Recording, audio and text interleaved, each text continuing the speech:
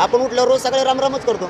आम्ही 20ला निघणार आहेत मराठी घराघरातली. आम्ही रस्त्याने आनंद मराठी व्यक्त करू, नंतर आरक्षण मिळाल्यावर जाऊ. प्रभू रामचंद्राला काय साकडे घाला तुम्ही काय? केंद्र सरकारला आणि राज्य सरकारच्या मंत्रिमंडळातल्या सगळ्या मंत्र्यांना सद्बुद्धी द्या आणि मराठ्यांचं आरक्षण लवकर मिळावं. कारण रामाने अन्यायाच्या विरोधात संघर्ष केलेला आहे, मराठाही अन्यायाच्याच विरोधात संघर्ष करतोय.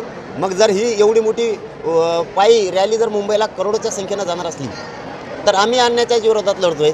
आम्ही मराठी राम मंदिराला नंतर जाऊ आरक्षण मिळाल्यावरती. आता इथंच साजरा करू 22 तारखेला, आनंद इथंच व्यक्त करू आम्ही. पण आम्ही आरक्षण आता घेणार. आणि मराठ्यांना विनंती आपल्या माध्यमातून, चॅनलच्या बांधवाच्या माध्यमातून, मराठ्यांना आता नका घरी राहू. पोरं मोठे करायची एवढीच वेळ आहे. शेवटचं आंदोलन आहे मुंबईचं, होऊन जाऊ द्या एकदा शेवटचं. पण शांततेत मुंबईला चला. 13 तारखेला छगन भुजबळांची सभा आहे, कसं ज्याला त्याला अधिकार घेण्याचा त्याबद्दल आम्ही काय बघणार नाहीत.